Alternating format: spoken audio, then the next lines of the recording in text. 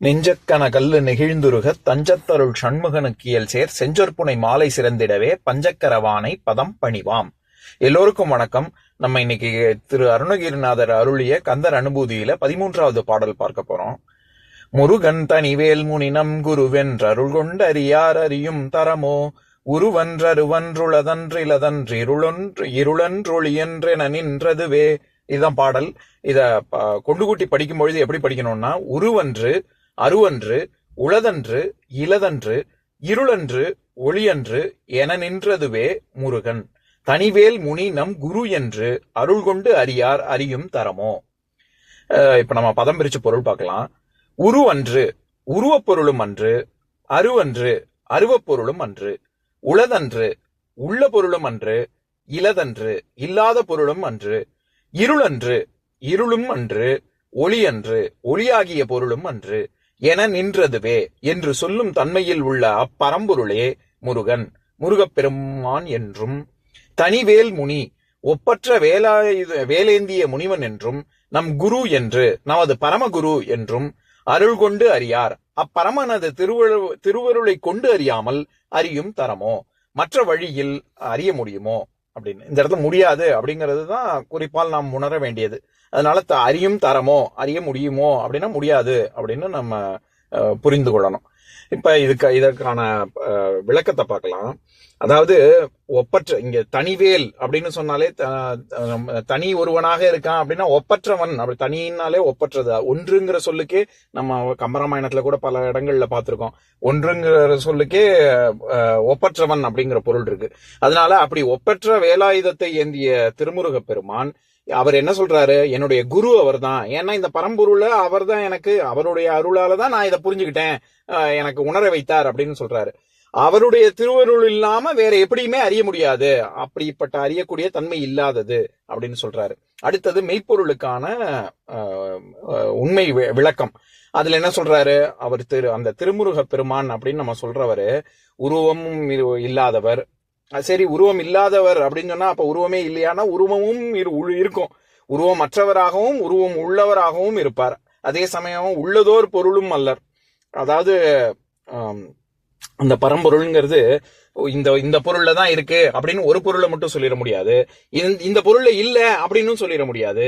இருள்லயும் இருப்பாரு, ஒளியிலையும் இருப்பாரு. நம்ம இப்ப ஒளியில இருந்தா ஒளிதான் ஞானம், அதுலதான் இருப்பாரு அப்படின்னு சொன்னா அப்ப இருள்ல இல்லையா அப்படின்னு கேட்டா எங்கும் வியாபித்து இருப்பவன் தானே இறைவன். அதனால பரம்பொருளுக்கான இலக்கணம் சொல்லும் பொழுது இருள்லயும் இருப்பாரு, ஒளியிலையும் இருப்பாரு அப்படின்னு சொல்றாரு. ஆக அதாவது எங்கும் வியாபித்து இருப்பார் அப்படின்னு அந்த போதம், இதைத்தான் போதம் அப்படின்னு சொல்லுவாங்க. சிவஞான போதம் அப்படின்னு இருக்குல்ல. அதாவது போதம்ங்கிறது இந்த அறிவு தான். நம்ம ஐம்புலன்களால் அறியக்கூடிய இந்த பகுத்தறியக்கூடிய அறிவு, இதுக்கெல்லாம் அப்பாற்பட்டதுதான் இந்த பரம்பொருள். அந்த பொருளுக்கான இலக்கணத்தை தான் இந்த பாடல்ல சொல்றாரு. நம்ம அறிவை கொண்டு செய்யக்கூடிய ஆராய்ச்சிக்கு எல்லையே கிடையாது. ஆனா அந்த அறிவை இங்க சொல்லல. விஞ்ஞானம் பல ரகசியங்களை வெளியில கொண்டு வந்தா கூட இறைவனுடைய இயல்பு இதுதான் அப்படின்னு அதை இன்னும் விஞ்ஞானத்தால கண்டுபிடிக்கவே முடியாது. இந்த அருணகிரிநாதர் போன்ற அனுபூதிமான்களால தான் இந்த மாதிரியான விஷயங்களே வெளிப்படும். ஏன்னா இங்க சொல்றாருல, முருகனுடைய திருவருள் இல்லாம அந்த திருவருள் தான் துணை, அது இல்லாம வேற எப்படியும் அறிய முடியாது அப்படின்னு. அதனாலதான் அவர்கள், இந்த அருணகிரிநாதர் போன்ற பக்திமான்கள் விவரிக்கிறாங்க. கண்டவர் விண்டிலர் விண்டவர் கண்டிலர்னு சொன்னா கூட அவர்கள் வாயால வரக்கூடிய சொற்கள் எல்லாமே இறைவன் நேராக நமக்கு சொல்லக்கூடிய வார்த்தைகள். அவங்க மூலமா தான் நம்ம, அதனாலதான் குரு மூலமா தான் நம்ம அடைய முடியும் கடவுளை அப்படின்னு சொல்றோம். எல்லாத்தையுமே விஞ்ஞானபூர்வமா அணுக முடியாது. இப்போ எனக்கு ஒரு விஷயம் எனக்கு புரியல அப்படின்னா அந்த விஷயம் இல்லவே இல்லை அப்படின்னு சொல்ல முடியாதுல்ல. அப்படித்தான் இங்க திராவிட கும்பல் கடவுள் இல்ல அப்படின்னு சொல்ற கோஷ்டிங்கெல்லாம், எனக்கு கடவுள் கண்ணுக்கு தெரியல அதனால கடவுள் இல்ல அப்படின்னு சொல்றாங்க. எனக்கு பிளேன் எப்படி ஓட்டணும், எப்படி மேல பறக்குது அப்படிங்கிற அந்த விஞ்ஞானம் எனக்கு புரியல அதனால மேல பிளேனே பறக்கலன்னு நான் சொல்ல முடியுமா? அந்த எனக்கு புரியல, என்னோட அறிவு கெட்டலங்கிறதுக்காக என் அறிவு கெட்டல எனக்கு புரியலன்னு வேணா சொல்லலாமே ஒழிய அப்படி ஒண்ணு இல்லன்னே மறுத்துட முடியாது. இப்படி இருக்கக்கூடிய பரம்பொருளை தான் அவர் எனக்கு முருகனுடைய அருள்னால கிட்டது அப்படின்னு சொல்றாரு. திருப்புகள்ல இதே இது 367வது பாடல். அதுலயும் குமர குருபர குணதர அப்படின்னு ஆரம்பிக்கக்கூடிய பாடல்ல ஒளித்திகள் அறிவை அறிவது பொருள் என அருளிய பெருமாளே அப்படின்னு சொல்லியிருப்பாரு. ஒளிமயமான அறிவை அறிவதுதான் பரம்பொருள், அதுதான் ஒரு அனுபூதி நிலை அப்படின்னு அந்த பாடல்லையும் உணர்த்தியிருப்பாரு.